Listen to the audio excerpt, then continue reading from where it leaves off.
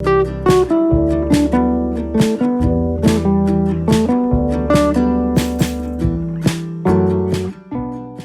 buenas tardes, mediodía, lo que sea que estemos ahora mismo, y bienvenidas y bienvenidos a otra sesión más del tercer piso en la Feria del Libro de Málaga. El tercer piso, como sabéis, es el proyecto que tengo a bien coordinar para la Librería Proteo, alrededor del mundo de la escritura, del libro y de la lectura, haciendo vínculos, intentando crear comunidades. Hoy venimos aquí a celebrar una cosa que ha pasado hace poco, que los últimos premios Andalucía de la Crítica, uno de nuestros autores, de los dos que tenemos hoy aquí, ha sido galardonado con el Premio Andalucía de Relato, Sergio Barce, aquí en el centro. Iba a decir el señor de la barba, pero los dos señores tienen barba. El señor de la barba, que no tiene chaqueta, es Sergio Barce, con el libro El Mirador de los Perezosos, libro de relato, y finalista del Premio Andalucía de la Crítica de Novela, aquí a mi izquierda, Pepe Infante, José Infante, con Los fantasmas de Eulalia. Para una editorial pequeña como es Ediciones del Genal, editorial que nace en el año 93, impulsada por el principal fundador de Librería Proteo, Francisco Puche, con la intención de generar una serie de textos que tuvieran que ver con el mundo de la ecología y la sostenibilidad, y que después ha ido evolucionando en los últimos años para convertirse en una editorial de referencia con respecto a los autores malagueños. Tener un premio y un finalista en un premio tan prestigioso como el de Andalucía de la Crítica es evidentemente una enorme noticia, y eso es lo que queríamos celebrar con ustedes aquí. Hoy queremos hablar un poco de estas dos novelas, queremos hablar también de las relaciones de los propios autores con las editoriales, queremos hablar también, porque la única persona que no tiene barba en esta reunión es María Ángeles Tarifa, que es la responsable actual de la editorial Ediciones del Genal, y la persona que tiene que relacionarse diariamente con las decenas de autores, porque es verdad que Ediciones del Genal, aunque sea una editorial pequeña, publica a lo grande. Esta es una de las contradicciones, ¿no? Porque parece que al ser pequeño tenemos que hacer menos cosas. No, al ser pequeños hacemos muchísimo más, supongo que para tener un poquito de más visibilidad. Antes que nada, y antes de darle la palabra a cada uno de nuestros autores y charlar con ellos, en lo que quiero que sea un diálogo, me gustaría preguntarle a María Ángeles precisamente cómo se recibe y cuál es el efecto, no sé si en ventas o en visibilidad, pregunta que os hago extensivo a todos vosotros, de un premio como este. Si esto se nota, si no se nota, si creéis que las estrategias de divulgación y venta de la librería tiene algún efecto. ¿Cómo es esto? Repíteme la pregunta. Estaba por el micrófono. Que te estaba quitando la barba. Bueno, pues no, te digo, lo que te pregunto es si crees que un premio de esta categoría tiene después un efecto en visibilidad, conocimiento, reconocimiento y venta de ejemplares como estos, de estos libros, o bien como llegan al ser libros publicados en el año anterior, pues ya han tenido su vida cubierta, si hay un repunte, en fin, ¿cómo funciona esto? Los premios siempre dan visibilidad y siempre ayudan a que un libro se promocione y se venda más.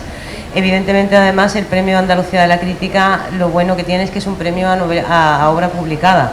Entonces tiene más prestigio porque de alguna manera se reconoce a un autor que ya ha escrito el libro, se reconoce la obra, y no es simplemente un elemento, ese premio, un elemento para vender ejemplares de un libro que nadie conoce, ¿no? Que es la manera habitual. La mayor parte de los premios españoles son premios a obra que no se ha publicado aún, con lo cual se pueden elegir de una manera bastante aleatoria, incluso dudosa en algunos casos. En algunos casos muy dudosa, simplemente para vender, ¿no?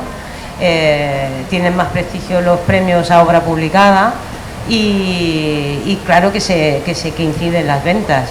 Lo que pasa es que hoy día el problema de los libros es que hay tantísima novedad, es tan efímera la presencia en primera línea de cualquier libro, porque al día siguiente ya hay que quitarlo para poner otro, que la labor de promoción tiene que ser muy intensa y muy continua y es duro, es cada vez más duro mantener el interés sobre cualquier libro, por bueno que sea, ¿no?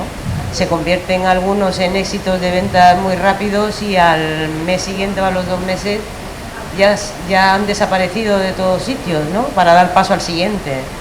Aquí me gustaría hacer todas estas preguntas extensivas, porque probablemente de aquí puedan salir unas reflexiones sobre, en este momento en el que estamos viviendo, donde se habla tanto de la dificultad de la atención, porque evidentemente la oferta y los estímulos son cada vez más grandes a todos los niveles, no digamos ya en el mundo de la escritura, donde todos hemos vivido un paso, que ya eres el más veterano de todos los que estamos aquí, has visto cuando ser escritor era una cosa mucho más limitada, que la gente no se atrevía a escribir porque había un cierto respeto, cualquiera no podía escribir, y hoy en día muchas veces nos encontramos con que lo primero que se le ocurre a una persona para salir del anonimato es publicar un libro, ¿no? Quiero que nos cuentes, Pepo. Sí, ha cambiado mucho de la concepción del libro, la facilidad que hay de publicar. Cualquiera que tenga una novela la saca, no digamos ya libros de poemas, que hay una auténtica invasión, editoriales pequeñas y grandes, miles de concursos, y es verdad que ahora mismo hay tanto que es muy difícil, entre tanta paja, encontrar el grano. Y es verdad lo que tú dices, que es muy efímera la presencia de un libro en un escaparate, porque llega al siguiente, lo tienen que quitar. Evidentemente la dinámica es mucho más, no se conocía. Entonces yo tengo 70 años y llevo 50 en el mundo de la literatura, y verdaderamente no se conocía. Antes publicar un libro era muy difícil, había que ir a una editorial, rogar que te presentara. Te voy a pedir que te lo peguen mucho porque no tiene...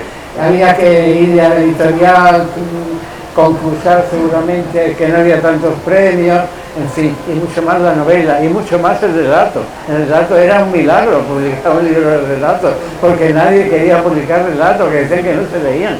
Y yo creo que se lee mucho más fácil un libro de relatos que una novela. Pero bueno, todo eso ha influido y ahora ha cambiado completamente. Ahora se publican miles de libros que no hay manera de controlar el mercado, ni hay manera de controlar ni de leer lo que te gusta, porque no hay manera de seleccionar. Es muy difícil seleccionar lo que te gusta, lo que te interesa, en fin, es verdad que ha cambiado muchísimo el mercado. Hay una cosa que me gustaría, al cambiar tanto el ecosistema, todo el proceso, digamos, del mundo de la escritura, la lectura, se pierde también esa posibilidad, siendo la lectura, como sabemos, digamos, el proceso cultural más individualista y más íntimo que existe, porque el teatro, el cine, la música, normalmente son procesos colectivos. Entonces estás viendo, estás disfrutando de algo en compañía de los demás, con lo cual es mucho más fácil ese elemento importante que hay en el disfrute de lo cultural, en el contacto con lo cultural, de la comunicación, y después el proceso de decir qué te ha parecido y establecer. Por eso al mundo del libro, y más el contemporáneo, creo que a todos los vectores que lo componen le corresponde crear los espacios o los modelos o los contextos adecuados para que eso se solape, lo que acaba de decir, y se supere. Lo que acaba de decir Pepe yo creo que es importante, es decir, al tener una vida tan efímera, al no saber elegir, encima no sabes con quién puedes compartir haber leído algo, con lo cual eso le da una ventaja que siempre tuvieron a todas aquellas publicaciones que tienen un soporte publicitario detrás descomunal y que son capaces de largarte libros que, independientemente del interés que tengan, bueno, pues salen por todos lados, aparecen en todos los medios de comunicación, se reproducen por las redes sociales y muchas veces son libros que tienen autores que ya son celebrity del mundo social, de la comunicación, que bueno, que se compran y se leen y se referencian porque muchos hablan de ellos en muchos lugares. Con lo cual, quizás uno de los objetivos sea encontrar espacios donde podamos restablecer de nuevo ese modelo de personas que leen, se encuentran, se reúnen, leen lo mismo. Por ejemplo, tú que perteneces a alguno y que sabes que estamos ya haciendo algunos en Proteo, en el tercer piso, el valor de los clubes de lectura, que a mí me parece muy interesante. Tú acabas de estar en uno hace un tiempo. Por ejemplo, María Ángeles, ¿qué crees que añade a la mejora de esa posibilidad de crear un vínculo, una comunidad? Bueno, sobre todo yo creo que el club de lectura, una característica fundamental que tiene es que enseña a leer a los lectores, porque un libro no es simplemente, a ver, hay obras que las puedes leer para entretenerte mientras estás esperando un tren o en cualquier sala de espera de un hospital, o puedes buscar algo más en la lectura. Leer es un acto que yo creo que te construye, y que te construye cuando no es simplemente pasar las páginas, sino que eres capaz de sacarle el trasfondo a las lecturas si la lectura lo merece, ¿no? Y es verdad que hay mucha gente que está muy interesada en la lectura, pero que en realidad no tiene luego a lo mejor el conocimiento suficiente para reflexionar sobre un tema determinado, para encontrar los indicios en un párrafo o en un capítulo. Y los clubes de lectura yo creo que son una fuente de sobre todo eso, de ayuda a la reflexión sobre lo que han leído, a lo que puede haber detrás. Una novela bien escrita es como un iceberg, tiene una superficie muy clara, pero hay mucho fondo que hay que ir desgranando, y a lo mejor uno solo, si no tiene mucha práctica o no ha tenido un entrenamiento previo, no es capaz de llegar a disfrutarlo en profundidad, y esos clubes de lectura permiten eso, porque las personas van aportando ideas, van aportando cosas que les sugieren, cada uno de su cosecha, y van construyendo lo que ya el autor ha querido hacer con antelación, ¿no? Y me parece que es la parte más interesante de ese intercambio de ideas, y qué le sugiere a alguien el uso de una determinada frase, de un determinado, no sé, de un determinado sentimiento o de cualquier otra característica que tenga un texto, ¿no? Esa es la parte... Aparte de crear ese sentimiento comunitario de pertenencia. Claro, porque sí. lo van haciendo entre todos. De alguna manera el desgranarlo es una labor común, que va generando vínculo también entre las personas. Hay muchísimo interés en los clubes de lectura, y hay pocos necesariamente porque tienen que ser de número pequeño, de 12, 15 personas, en días fijos, con unos plazos determinados. Y exige también unos compromisos en una vida donde los compromisos cada vez son y que el tiempo es muy complicado de encontrar para ese tipo de cosas, pero hay muchísima gente interesada en clubes de lectura, y a mí me parece que es muy interesante para promocionar la lectura, para que la gente realmente la disfrute. Me parecen fundamentales. A mí me gustaría escuchar a Sergio. Bueno, no he presentado convenientemente a nuestros autores, he dicho los nombres. Sergio Barce, de profesión abogado, es larachense, es decir, nació en Larache, y es de las personas que tienen esa doble cultura, doble nacionalidad de alguna manera. Bueno, es español, pero vivió toda su infancia en esta ciudad del norte de África, de presencia colonial española durante mucho tiempo, y después ha pasado el resto de su vida en Málaga.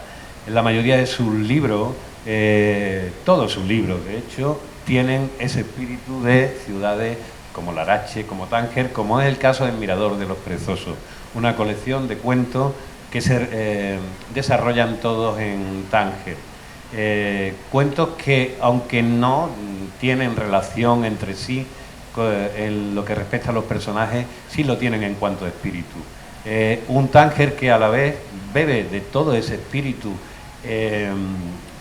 digamos, estético de una ciudad que ha sido mítica y que ha tenido y que sigue teniendo toda esa memoria de decadencia y de haber sucedido cosas maravillosas alrededor, y toda esa importancia como espacio de encuentro de cultura, también ese elemento exótico entre lo occidental y lo africano, lo norteafricano. Él mantiene eso y también le da esa capacidad de conocedor directo de esas relaciones mestizas que se establecen entre unos personajes y otros, demás, con unos elementos, digamos, ya más relacionados con el mundo fantástico, ¿no? Que tienen. Sergio ha publicado muchos de los últimos libros, precisamente en ediciones del Genal, y aunque este no es el primer premio que tiene, porque ya ganó el premio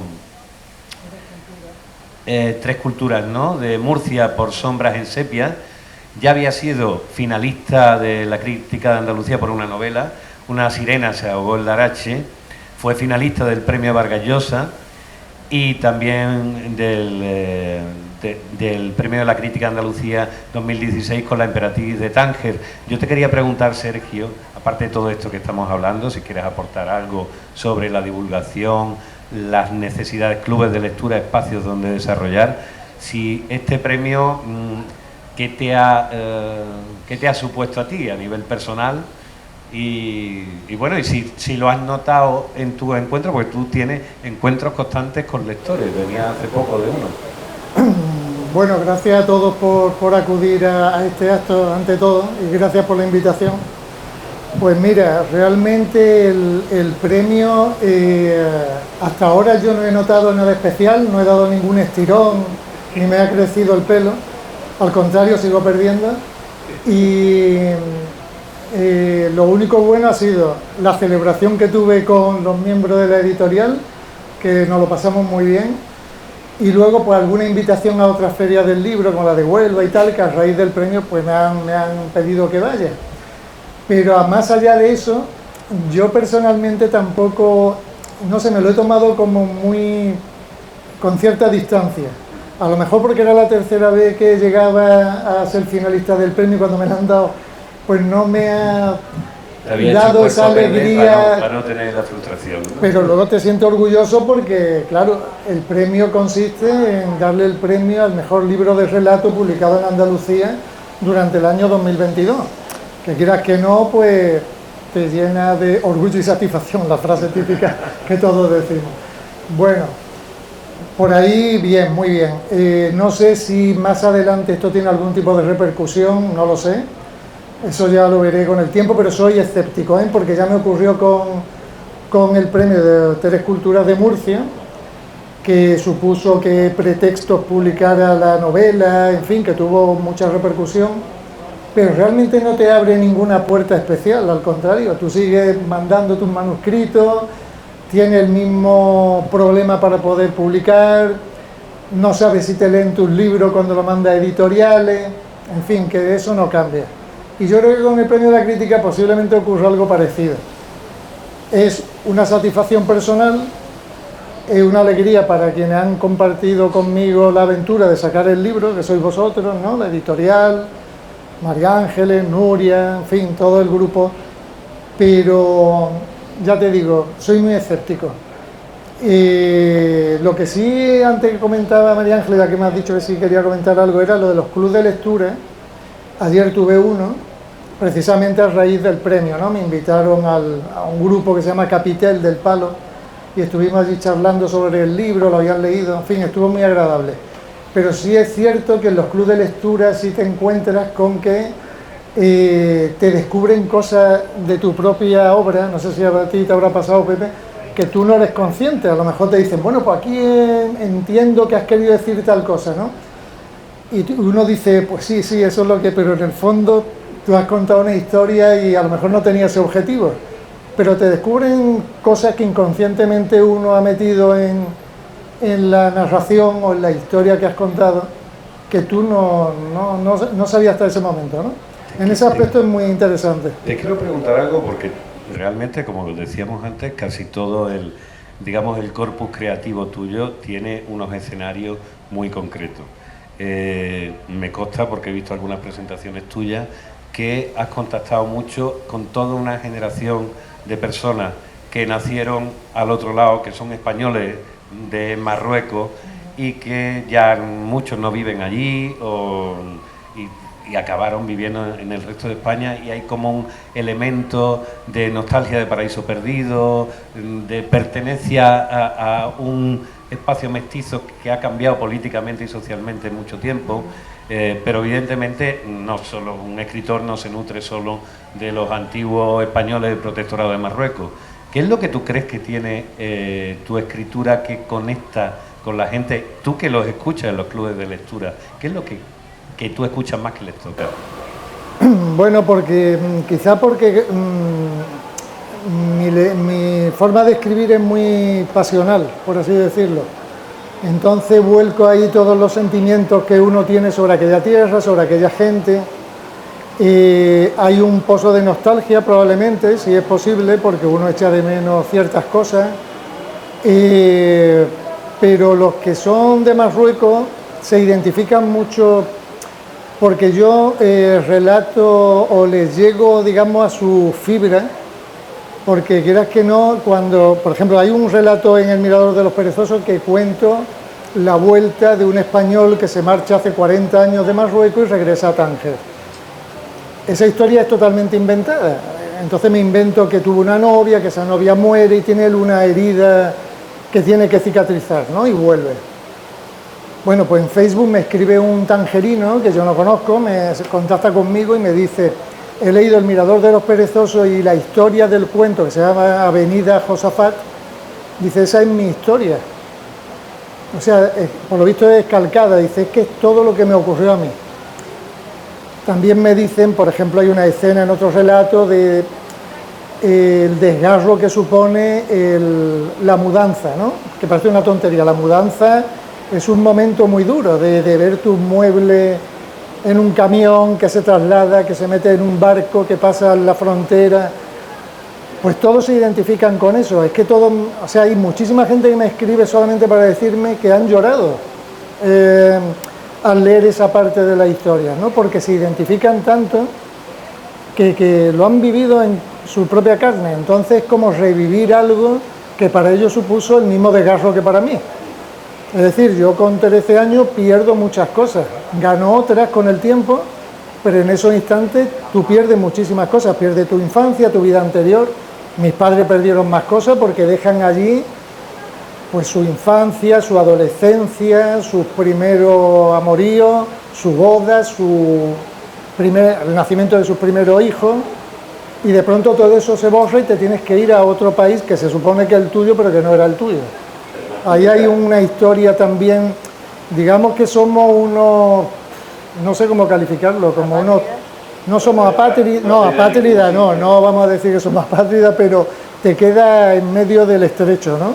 Porque tú cuando viniste aquí, lo has contado algunas veces, tú eras el moro aquí del mismo modo que allí eras el español. Entonces no termina de ser aceptado en ningún sitio, y más en una época, esto seguramente ha evolucionado un poco, pero aquí ha existido un racismo con respecto al moro marroquí bastante importante. Yo siempre digo que hay una relación de amor-odio con Marruecos, ¿no? Y amor porque la infancia fue inigualable, imborrable, maravillosa. La vida, vivimos allí muy felices, eso hay que decirlo, fuimos muy felices. Allí no es que fuéramos los españoles, ¿no? Allí estábamos integrados y yo nunca sentí ningún tipo de diferencia. Cuando llego aquí, sí, aquí vivo la xenofobia el primer día que estoy en España, ¿no? En propia carne. Y por eso yo llegué a mi casa diciendo que quería volverme, después del primer día en colegio, quería volverme a Marruecos. Sin embargo, con los años, sí empiezo a ver, cuando voy a Marruecos de regreso, sí empiezo a descubrir que ya no eres de allí. Tú eres el español que te ha ido y está en tu país. Entonces ahí hay una dicotomía extraña, no sé cómo explicártelo, pero hay un sentimiento de eso, de desarraigo, de no ser de ninguna parte al final. Estás como en una especie de limbo. Yo me siento de allí, pero no me siento de allí. Y me siento de aquí y no me siento de aquí. Entonces para mí las fronteras, la verdad es que no me dicen nada, al final. Al final, digamos te que queda... tu ciudadano y tu patria son los lectores de esas Sí. historias porque encontrarán esos Sí, sí. vínculos. Pero ya te digo, ahí hay unas contradicciones sentimentales muy curiosas, ¿no? Muy duras, muy difíciles de explicar. Y eso es lo que trato muchas veces de contar relatar, sí. en tu o historia. de encontrarme, ¿no? Me gustaría que le déjale Sí. el micrófono porque quiero hablar un poco con Pepe. Bueno, Pepe es una de las pocas personas que pertenecen, si tal cosa existe, a nuestra aristocracia malagueña literaria. De otra manera, porque tú no has tenido ese elemento de la xenofobia racial o cultural o entre países y culturas, pero tú sí perteneces a una generación donde los escritores y los artistas erais pocos y sospechosos. Y de hecho tú ganaste, te iba a preguntar qué ha supuesto ser finalista, tú ya este premio lo tienes además, y tienes prácticamente todos los premios, o sea, tú tienes para alicatar una pared de premios, empezaste jovencísimo con el Adonai, has ganado premios prácticamente porque tú has cultivado todos los géneros, Sí. poesía, narrativa, ensayo, eres periodista de profesión durante muchísimos años, has hecho teatro, tu carrera difícilmente, y sobre todo en el tiempo en el que se produce, es difícilmente comparable a la de otros escritores o artistas, sobre todo malagueños de tu generación. Yo me acuerdo, te recordaba, me parece, hace poco cuando viniste a acompañar y a presentar a Jorge Villalobos, que la segunda entrevista que yo hice cuando empecé siendo periodista, fue a ti, que todavía vivías en Madrid y venías de vez en cuando, y no recuerdo, lo he estado buscando, no recuerdo el titular, pero era un titular sobre Málaga, un poco de qué pereza da Málaga muchas veces, de haberla vivido. Ahora has vuelto aquí, me gustaría, si puedes hacer una especie de, como de recorrido vital de aquel Pepe jovencito y el Pepe actual. Hombre, no hay duda de que yo fui un exilado literario. Claro. Cuando yo empecé a escribir, a publicar y a ser periodista, era una España muy distinta, que en provincias no se hacía nada. En lo que yo estuve trabajando varios años en Sol de España, pero realmente cuando me di cuenta que aquí no tenía futuro como periodista ni como escritor, entonces tuve que exilarme. Y yo he vivido ese doble exilio, y he vivido, cuando he vuelto a Málaga después de 45 años, como... ¿Este de dónde viene? ¿Este para qué viene? ¿Este para qué busca? Y yo no busco nada, yo simplemente he regresado a mi tierra y soy uno más, pero es verdad que tengo una historia detrás que ha sido larga y ha sido fructífera en muchos aspectos. Estoy, digamos, orgulloso de parte de ella. He hecho lo que he podido por el mundo de la cultura, he trabajado casi siempre en programas culturales y he puesto mi granito de arena para que el nivel de la cultura en España se elevara y para que la cultura tuviera un lugar destacado. Yo estuve en el primer telediario cultural que se hizo en España, que fue Hora 15, el año 70 y tanto. Que no se nos olvide que la cultura ha estado presente, pero siempre ha terminado desplazada, porque siempre hay otros intereses políticos o sectarios que han ido apartando a la cultura del primer nivel. Y ahora, pues verdaderamente hay de todo, ¿no? Pero los programas culturales están siempre en horas difíciles, en segunda cadena, o desplazados completamente de horario, pero se están haciendo también ahora unos programas culturales interesantes. Yo estaba acordándome ahora, no sé si ustedes recuerdan aquel grupo, bueno, recuerdan, sigue todavía en activo, aunque han cambiado y han muerto algunos de sus... este grupo musical y de humor, que eran Les Luthiers. Les Luthiers tenían una de sus piezas más celebradas, que era la cantata Televisio, y entonces había un fragmento donde se decía cultura para todos, libros, no sé cuánto, cultura para todos, era como una especie de sigan cultura para todos en su horario habitual de las 3 de la mañana, aquello que era un chiste, evidentemente. Después nos hemos encontrado que se parece mucho, cambiando los horarios y los usos horarios a la realidad. La cultura siempre ha estado desplazada en determinados nichos, se ha sacado cuando se quiere dar uno lustre y pisto para ciertas cosas. A mí hay una cosa también que me interesa en ese proceso, que evidentemente no está solo en eso, hay mucha gente que se ha dedicado, digamos, a la doble vida del divulgador, el especialista periodístico en cultura, y después ser autor. Pero ¿cómo es eso? Porque yo sé que en ciertos espacios se miraba desde la propia profesión con sospecha al que tenía, digamos, ínfula de autor, de escritor, y no, digamos, desde el mundo de los escritores al que también se dedicaba a hacer prensa, como si fuera un escritor de segunda categoría. Eso ha habido mucho clasismo, efectivamente. Los plumillas, pues eran escritores. Es verdad que con el periodismo yo he tenido una doble sensación de que es un oficio, sobre todo es un oficio que hay que saber hacerlo bien y hay que hacerlo excelente. La excelencia nunca se debe perder, pero es verdad que no tiene que ver con el mundo. Ahora hay algunos intentos de columnistas con aires de escritores, como hace tiempo que ha habido, pero ha habido un tiempo que eso se perdió, ¿no? Y es verdad, yo no tengo ninguna círculo de escritor. Yo tenía pendiente la novela desde hace mucho tiempo, todos los poetas hemos intentado hacer novelas. Yo tengo una novela inacabada que se llama El ausente, otra novela inacabada que se llama Muerte en Sansueña.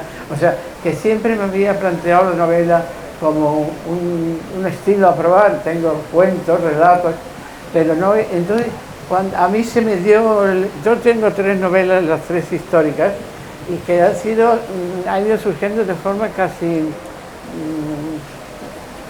anecdótica, ¿no? La primera novela fue una petición que me hizo una pequeña editorial, una biografía, y me dio a elegir el personaje, y yo, que siempre me ha apasionado la historia, pues elegí un personaje, digamos, que no es criticado, una persona no de primer nivel, la reina Victoria Eugenia de Battenberg, la mujer de Alfonso XIII, que fue traicionada por su marido, que no gustaba en España, que se le llamaba la extranjera, en fin, la inglesa, entonces un personaje, digamos, secundario, que son los que me han gustado a mí.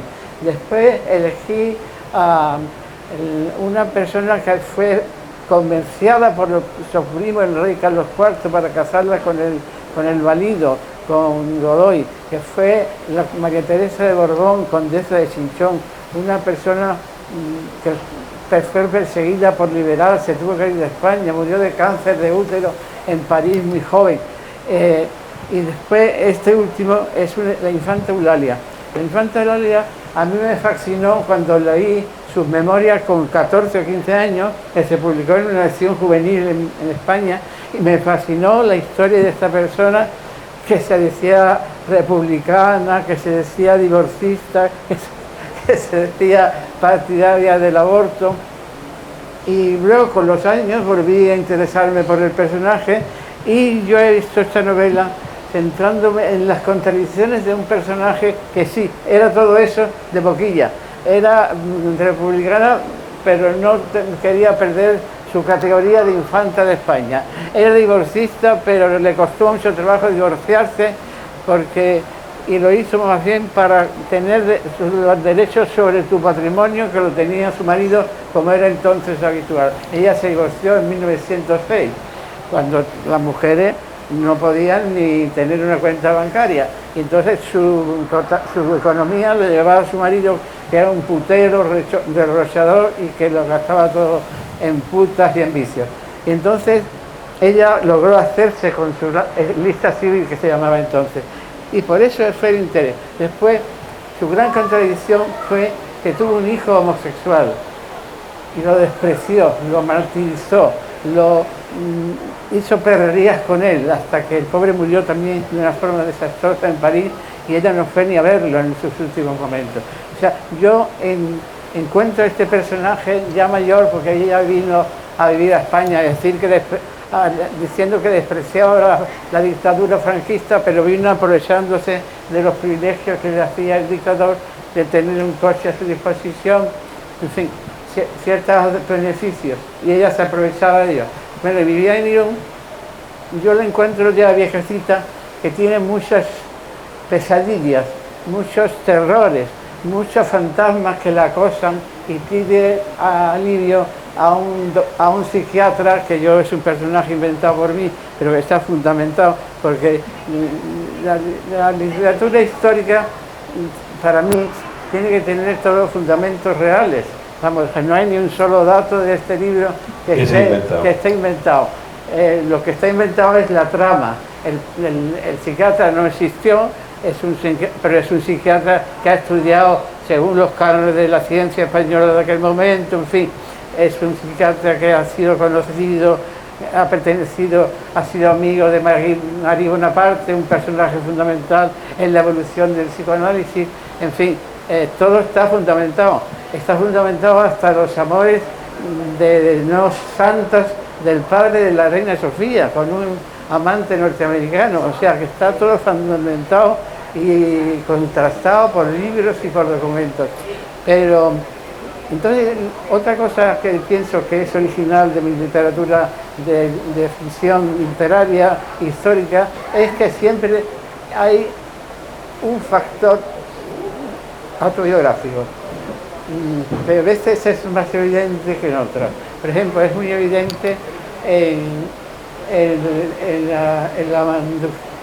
la Condesa de Chinchón, es muy evidente que hay un juego con mi propia persona, que es un periodista que está en una situación complicada en televisión y se dedica a escribir una novela. Y va contando los personajes. ¿Y en este cuál es? Y en este es un personaje es más difícil de encontrar, porque es cuando es cierto que la infanta Eulalia tuvo cierta manía con las echadoras de cartas y entonces viene a Málaga. Y ese personaje es mi familia, una persona muy querida, mi hermano mayor, que tenía el don de la adivinanza, pero ella no echaba cartas, ella te miraba profundamente a los ojos y te decía lo que no querías oír. Y entonces yo le llamaba la precognitora, y entonces ese personaje de ficción se cuela en esta novela cuando viene la infanta Eulalia, tras la fama de una persona que hay en Málaga que le llaman la precognitora. O sea, en cada libro de estos hay un guiño biográfico. Hay una cosa que a mí me llama mucho la atención, porque, a ver, en todos tus libros que has tratado sobre la monarquía, incluso hiciste un ensayo sobre Felipe VI antes de que fuera rey, es decir, tú las conoces bien todo ese mundo de oropel, aristocracia, decadencia y sinvergonzonería también, sin ninguna duda. Entonces no sé si estás muy a favor o en contra de la monarquía, o es que simplemente es un espacio fantástico para contar historias, porque guarda mucho. La monarquía sin duda tiene un factor de fantasía y un factor de magia que se está viendo. Estamos transmitiendo la coronación del rey Carlos III en un país que... Aquí hoy no ha venido tanta gente porque están viendo. Seguramente. Es un país que ya tiene una minoría monárquica y una minoría republicana, pero que está muy apegado a las costumbres, porque la costumbre en Inglaterra, sobre todo en Inglaterra, está muy arraigada en el pueblo, ¿no? Y es verdad que la monarquía es una forma de gobierno completamente ademocrática. No es que sea antidemocrática, es ademocrática, porque no tiene los valores democráticos de igualdad y de otros valores que tienen que ser democráticos. Lo que pasa es que sí es verdad que es una forma que puede ser útil para ciertos países, Yo creo que para España lo ha sido durante mucho tiempo, un país que tiende a la división, que tiende a los pequeños egoísmos de cada región. Y tenía que haber un factor unitario que ha sido bueno en muchos aspectos durante mucho tiempo. Quizás cuando ha fallado la monarquía de forma vergonzosa y estrepitosa ha sido cuando hemos visto que el rey que parecía ejemplar no lo era. Y no lo era porque es verdad que era el mejor embajador de España, pero hacía negocios, pero ponía el cazo. Y eso no lo sabíamos, no nos habían informado. Y también son culpables los presidentes de gobierno que a sabiendas lo han dicho. El rey cobra una comisión, no solamente por ser rey, sino porque pone la mano para cada negocio que hace España llevarse una parte. A su gastillo. A su gastillo. Y después, pero también, y no poca culpa, y tú que yo que pertenece muchísimos años a ese gremio, el de los periodistas, en los periodistas se imponía como una especie de silencio, es decir, no toquen a la monarquía porque...